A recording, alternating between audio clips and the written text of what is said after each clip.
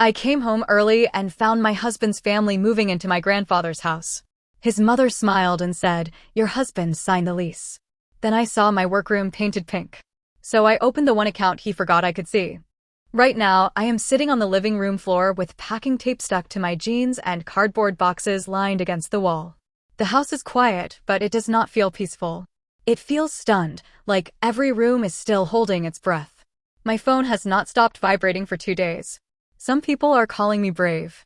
Some are calling me cruel. A few say I protected myself before things got worse. Others say I destroyed my marriage because I cared more about a house than a child. The worst part is that all of them are talking about the same afternoon. The same front lawn. The same unlocked door. The same upstairs room where I stood and realized my husband had not only betrayed me, but had done it while I was gone because he knew I would never agree if he asked me to my face.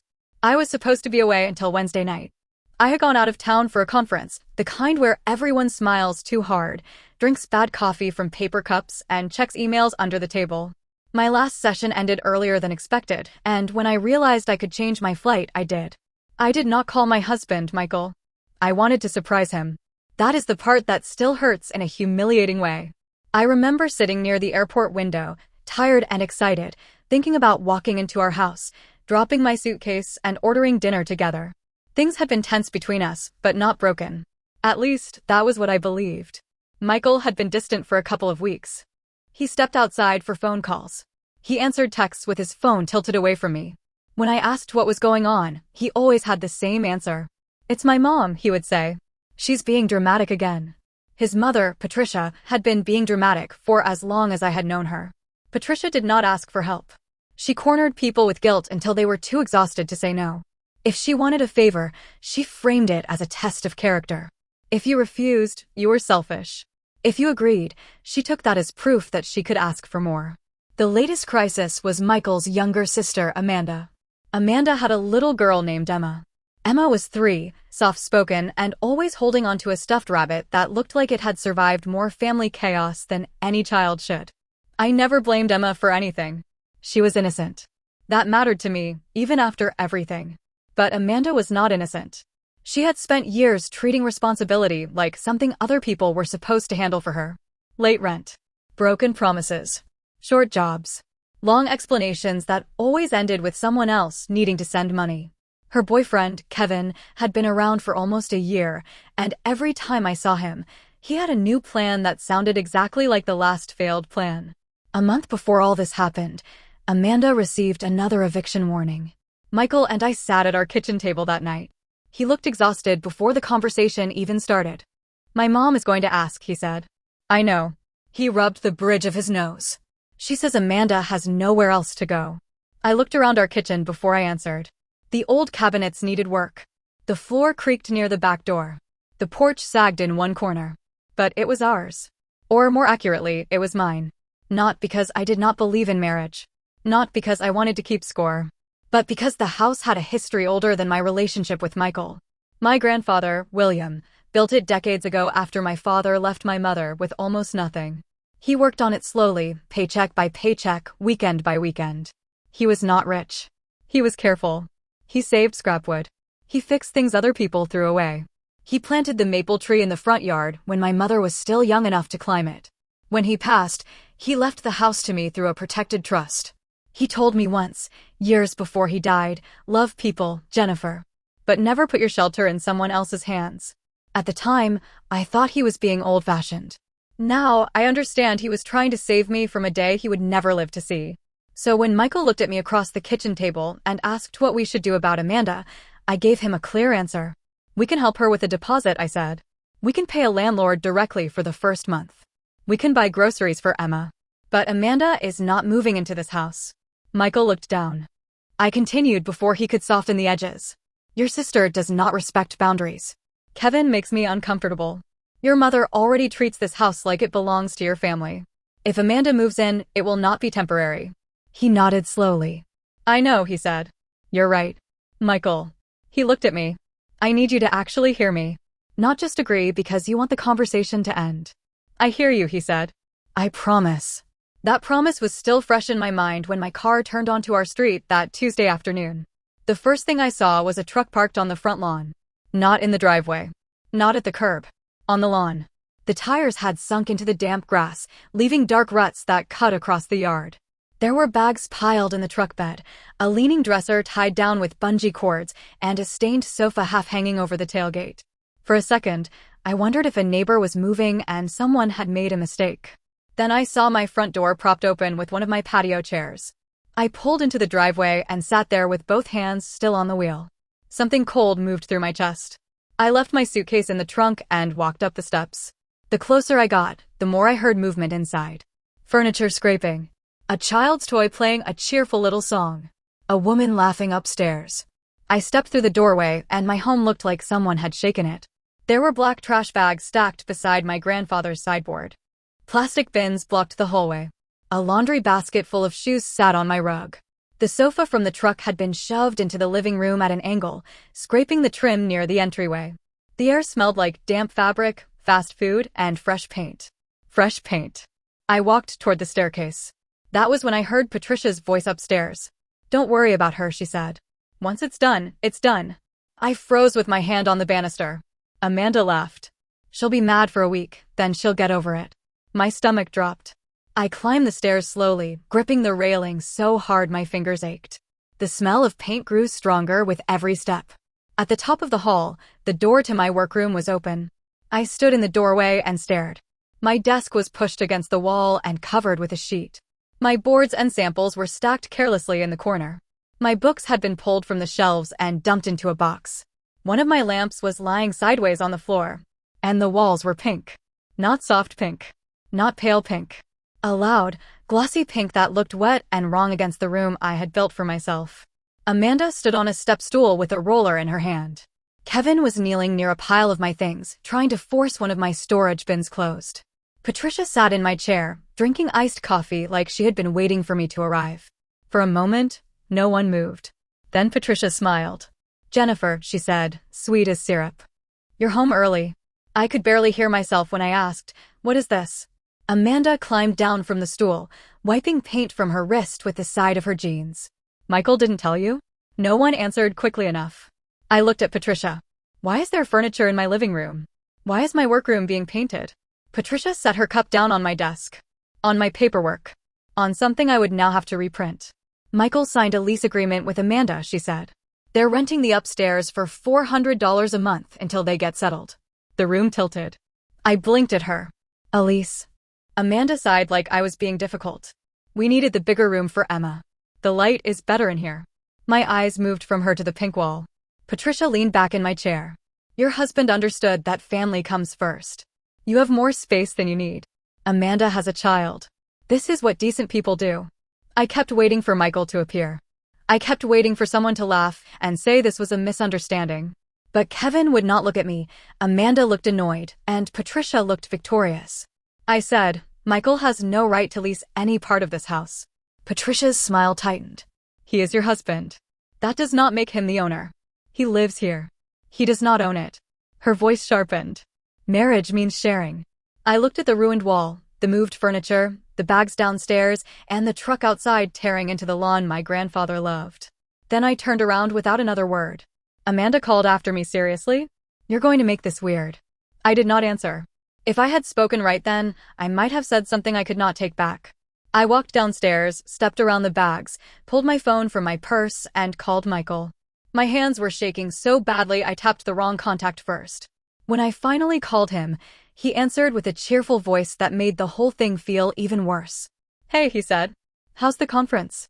"Come home." There was a pause. "Jennifer. Come home now." "What happened?" "You know what happened." The silence on the line told me everything. He knew. He had known the whole time. I looked up at the ceiling as footsteps moved above me in my workroom. "You have 20 minutes, I said. "If you are not here, I am calling the police and telling them there are people in my house who do not have permission to be here." "Wait, please," he said quickly. "Just calm down. I can explain. I am done listening to explanations over the phone. Jennifer, my mom probably made it sound. 20 minutes. Then I hung up. I sat on the bottom step and stared at the open front door. Upstairs, the roller moved across my wall again. That sound, soft and wet and steady, made something inside me go completely still. Michael arrived in 18 minutes. His car pulled into the driveway too fast, stopping just short of Kevin's truck. He got out wearing the same shirt and tie he had left in that morning, but he looked like he had aged 10 years between lunch and the front porch. He rushed inside, eyes jumping from the bags to the furniture to me sitting on the stairs. "Jennifer," he said. I stood. He reached for my hand, but I stepped back before he could touch me. "Bedroom," I said. His face fell. "Can we just talk down here?" "No." Behind me, I heard Patricia coming down the stairs. "Oh, good," she said. "Maybe now we can all behave like adults." I did not look at her. "Bedroom," I repeated. Michael followed me down the hall. I shut the bedroom door behind him, and for a few seconds, neither of us spoke. He stood near the dresser with his hands pressed together like he was about to pray. His eyes were red. His mouth opened twice before words came out. "I'm sorry." I watched him carefully. "For what?" He swallowed. "For not telling you. That is not enough." "I know. I need you to say exactly what you did." He looked toward the window, then back at me. "I told Amanda she could move in." "And?" He dragged both hands through his hair. "I signed something." "What did you sign?" "A lease template." The word sat between us like a broken plate. "You signed a lease," I said, "for a house you do not own." "I know it sounds bad." "It does not sound bad. It is bad." He stepped closer. "My mom was calling me every day. She was crying. She kept saying Amanda and Emma would end up with nowhere to go. She said I was sitting in a 4-bedroom house while my niece had nowhere to sleep. We talked about this." "I know. You promised me." "I know." His voice cracked, and for one painful second, I saw the man I married. The man who used to leave coffee beside my laptop when I worked late. The man who knew exactly how I liked the porch light left on. The man I had trusted enough to share my life with, even if I never put his name on the house. Then he said the thing that ended that moment. "I thought if it was already done, you would understand." I stared at him. He rushed to fill the silence. "Not immediately. I knew you'd be upset. But once Emma was here, once you saw her little bed set up, I thought you would soften. I thought you would realize it was temporary. You planned this while I was gone." He winced. "I didn't know how else to do it. You waited until I left because you knew I would say no. My family was falling apart. So you chose to let mine be invaded. That's not fair." I almost laughed, but there was no humor in me. "Fair," I said. "You let your mother sit in my chair and direct people through my house like she owned it. You let your sister paint my room. You let Kevin park on my grandfather's lawn. And you signed a document pretending you had authority over property that was never yours. I just signed as the person living here. That is still pretending." He sat on the edge of the bed and covered his face. I panicked. I stayed standing. He looked up. "Please." I made a horrible decision, but I was trying to help a child. That part hurt because Emma was the one person in the whole mess I did feel sorry for. I had seen her sitting quietly at family dinners while the adults argued over money. I had watched Amanda hand her a tablet instead of answering her questions. I had bought that little girl winter shoes once because hers had holes in them, and Amanda acted like I was insulting her by noticing. But loving a child from a distance did not mean handing my home to adults who saw boundaries as obstacles. I offered to help, I said. I offered rent money. I offered groceries. I offered a deposit. You and your mother decided that was not enough because you did not want help. You wanted access. Michael's eyes filled. That's not true. Then why my workroom? He had no answer. Why not the smaller spare room? I asked. Why not wait one day? Why not call me? Why not ask? His jaw tightened. Because Amanda wanted the bigger room, I said quietly. He looked down. There it was. It was not just desperation. It was entitlement wearing desperation like a costume. I sat on the chair near the closet because my legs suddenly felt unsteady. Then my mind jumped to Kevin. The truck. The sudden move. The timing. Michael's panic. A thought entered my head so clearly it felt like someone had whispered it. I pulled out my phone. Michael looked up. What are you doing? I opened our joint savings account. We had been saving for repairs. Not luxury upgrades. Real repairs. The kitchen had electrical issues that needed professional work. The porch needed attention before winter. Every month, we transferred what we could. I contributed most of it because the house was my responsibility, but Michael used the account too, and we both agreed nothing major would come out without discussion. There should have been a little over $10,000 in it. The app loaded. The balance showed 0. At first, my brain tried to protect me from understanding it too quickly. I tapped the transaction history. One transfer. Monday morning. To Kevin. My hands went cold. I turned the screen toward Michael. Where's the money? His face changed before he spoke. That was the answer. Jennifer, he said, standing again. Where is it? He rubbed his mouth. Kevin had a debt. I lowered the phone. A debt. He made mistakes. He owed money. It was creating pressure. My mom said if he brought that situation here, we needed it handled first. I stared at him, trying to follow the path of his logic and finding only a pit. So you moved him into my house. I thought once the debt was cleared. With our repair money. It was a loan. To Kevin. He is going to pay it back through rent. I looked at him for several seconds. He is going to pay back $10,000 by giving $400 a month to live in a house you do not own. Michael said nothing. The room felt too small. You understand that rent would not belong to you, right? I asked. Even if I allowed someone to rent space here, which I did not, the money would not go toward a debt you created behind my back. I was trying to create a solution. You emptied our savings, signed an invalid lease, moved 3 people into my home, and let them change my workspace while I was gone. Change is a strong word. I walked to the bedroom door and opened it. He followed me. Jennifer, wait. No. Please. Don't do this while you're angry. I turned around. I am not angry anymore. That was true, and it scared me. Anger had been there when I saw the truck. Shock had been there when Patricia said lease. Hurt had been there when Michael admitted he planned it while I was gone. But the empty account changed everything. What I felt now was clarity. Clean, sharp clarity. I walked upstairs with Michael behind me, saying my name like that could slow me down. When I reached the workroom, Patricia was standing by the window, talking to Amanda in a low voice. Kevin was trying to set up a small dresser where my shelves used to be. All 3 of them turned when I entered. Everyone out, I said. Patricia gave a short laugh. Here we go. I looked at Amanda. Pack your things. Amanda's mouth fell open. Excuse me, you do not have permission to live here. Michael had no authority to offer you this house. You need to remove your furniture, your bags, and your paint supplies. Patricia stepped forward. There is a signed agreement. It is invalid. You are not a lawyer. No, I said. But the lawyer who manages the trust is. If you want to test this, we can do that with officers standing in the living room while I report trespassing and property damage. The word trust changed Patricia's expression. Only slightly.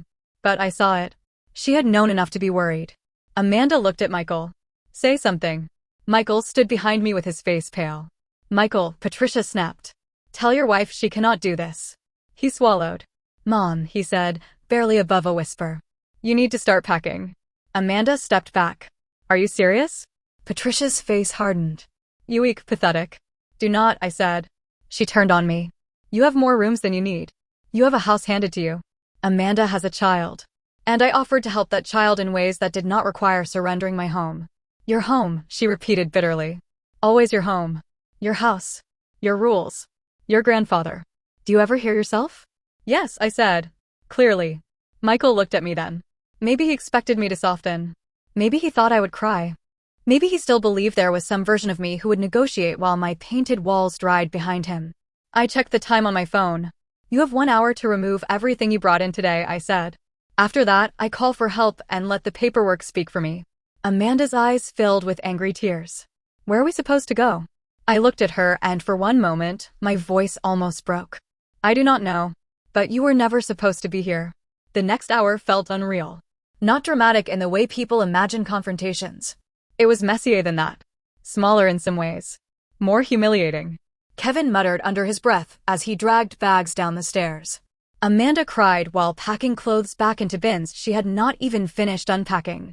Patricia moved through the house like a storm cloud, slamming cabinet doors and announcing every few minutes that I would regret this.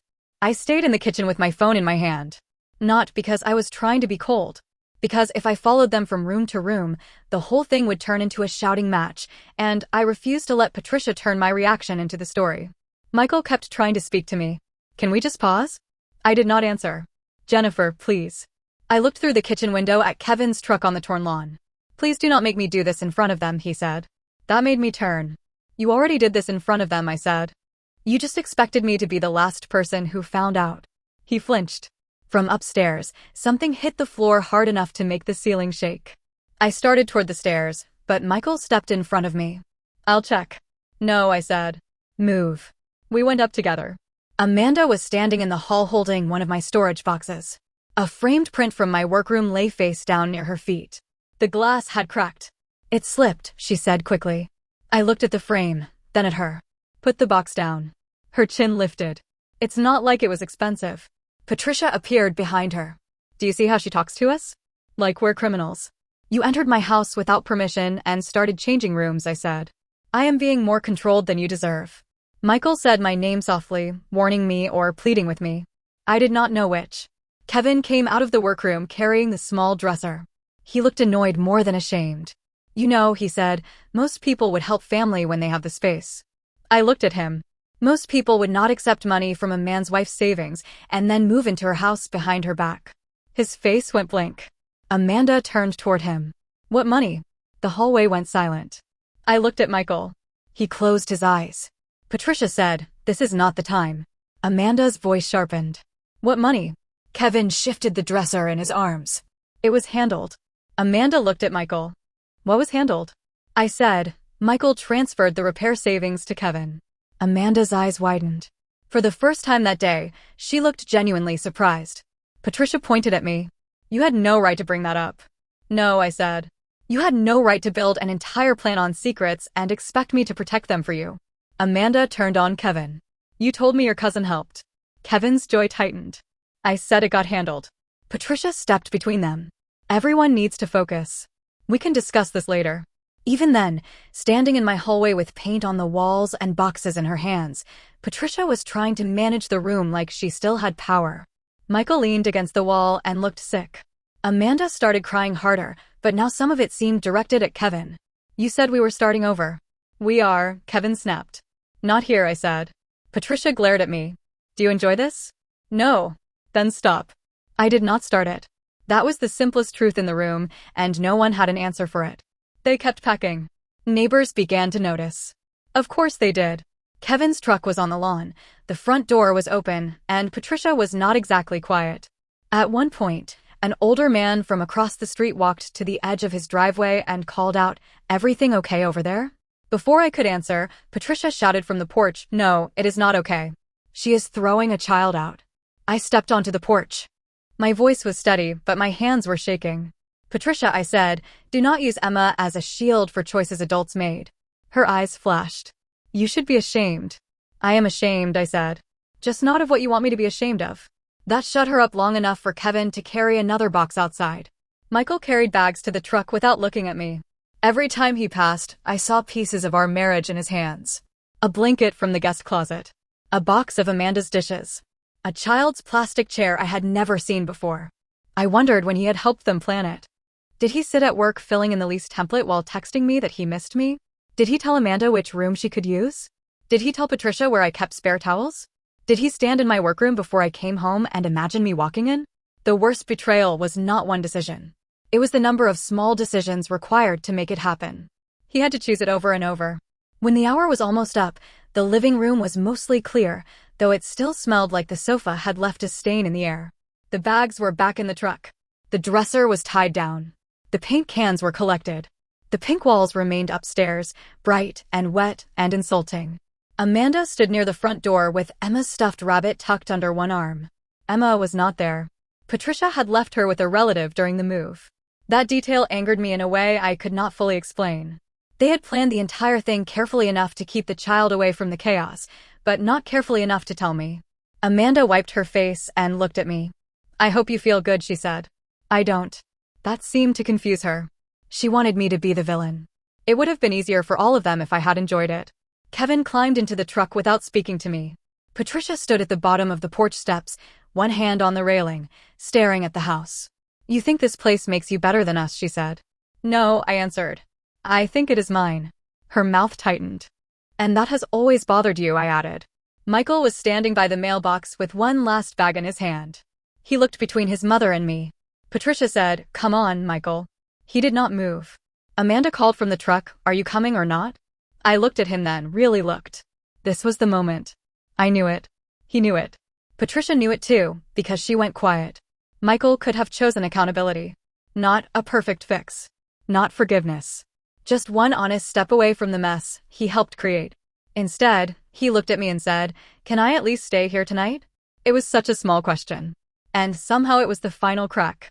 I thought of the empty account, the signed lease, my workroom, his plan to trap me with the sight of a child's bed, the way he still saw himself as someone who deserved comfort from the person he had betrayed. I said no. His face collapsed. "Jennifer, you need to leave tonight. This is my home too." The words came out weakly, like he already knew they would not hold. I shook my head. "It was your home because I trusted you in it."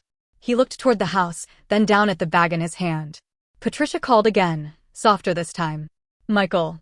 He walked to his car instead of the truck. He put the bag in the back seat and stood there for a long moment with one hand on the roof. I did not ask where he was going. He did not tell me. Kevin started the truck. The engine growled, too loud for the quiet street. When he pulled away, the tires tore through the soft lawn again, leaving deeper marks than before. Patricia stared at me through the passenger window as they drove off. Michael followed a minute later in his own car. When both vehicles disappeared, I closed the front door and locked it.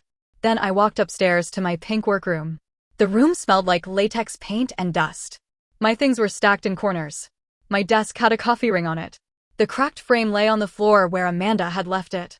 I sat down in the middle of the room and finally cried. Not because they were gone. Because for the first time since I turned onto my street, I had enough silence to understand what it cost. The next morning, I called the lawyer who handled my grandfather's trust. Her name was Kathleen, and she had known my family for years. She was calm in the way people are calm when they have seen every version of a family trying to get access to property that was never theirs. I explained everything in order. The early flight, the truck, the furniture, the pink walls, the lease template, the joint account, the transfer to Kevin. Kathleen listened without interrupting much. Every now and then she asked a precise question. "Did Michael sign your name?" "No." "Did he claim in writing that he owned the house?" "I need to check the document." "Do you have a copy?" "Not yet." "Do not argue over text," she said. "Ask once, in writing, for a copy of the lease he gave them. Keep everything." Then she said what I already knew but needed to hear. He had no authority to lease the property. I closed my eyes. The relief did not feel good. It felt heavy. Kathleen continued, "As for the joint account, that is more complicated. If his name was on it, he may have had access to withdraw the funds. That does not make it acceptable. It just means recovering it could cost more than the amount itself. So he can just take it? He can create a serious marital issue," she said carefully. "But from a practical standpoint, recovery may not be simple." I looked across the kitchen at the spot where Michael and I had once agreed Amanda would not move in. The house felt different in daylight. Not safer exactly, just clearer. "What do I do now?" I asked. Kathleen paused. "That depends on whether you believe this marriage can be repaired." I did not answer quickly. Part of me wanted to say yes, because 4 years of marriage does not disappear just because one afternoon exposes the rot underneath it. There were birthdays, holidays, quiet Sundays, shared jokes, plans, a version of us I had loved deeply. But trust is not only broken by what someone does. It is broken by what they expected you to accept afterward. Michael did not make one panic choice. He planned around my absence. He gave people access to my home. He let them alter the room I used every day. He moved money without telling me. Then he tried to frame all of it as compassion. "I do not think I can come back from this," I said. Kathleen's voice softened. "Then we start with protection." By that afternoon, I had changed the locks. I sent Michael one written message asking for the lease document and a list of anything still in the house that belonged to him. I did not insult him. I did not argue. I did not mention Patricia. He replied almost an hour later. "I know I messed up, but you are making this permanent too fast." I read it 3 times. Then I wrote back. "You made permanent decisions when you moved people into my house and emptied our savings without my consent." He did not respond after that. The next day, Kathleen prepared the first filings. Michael was served at work later that week. Not because I wanted to humiliate him. Because I needed a clean record, and I no longer trusted private conversations with him to stay honest. That was when the second wave started. Patricia posted online. She wrote a long, emotional version of the story where I became the cold wife who threw a struggling mother and child out because I wanted a pretty office. She posted a photo of Amanda sitting on a motel bed with bags around her. Emma's stuffed rabbit was visible in the corner of the picture. I hated that photo. Not because it made me look bad. Because it made a child part of a public performance. Patricia did not mention the invalid lease. She did not mention that I had offered help before. She did not mention Kevin. She did not mention the money. She definitely did not mention that Amanda had started painting my room before I even knew she was inside the house. People filled in the blanks exactly how Patricia wanted. I received messages from relatives I had not spoken to in years. People told me I had no heart. One person said a house with empty rooms should never matter more than family. Another said my grandfather would be ashamed of me. That one made me shake. Not because I believed it. Because they had used him too. The man who built this house to protect his daughter and granddaughter was being turned into a weapon against the boundary he created. Michael texted me only once after the post started spreading. My mom is out of control. I didn't ask her to do that. I stared at the message, then typed and deleted several replies. Finally, I sent, then tell the truth. He did not. That silence answered more than any confession could. A few days later, 2 of my friends came over. Sarah and Michelle had known me for years. They brought wine and takeout, and for the first 20 minutes, I thought they were there to sit with me in the wreckage. Then Sarah said, "Can I be honest?" I already knew I would hate whatever came next. I nodded anyway. "What Michael did was wrong," she said. "Completely wrong. But filing so fast? Kicking everyone out in an hour? It feels extreme." Michelle looked uncomfortable but agreed. "I think he panicked. His mom manipulated him.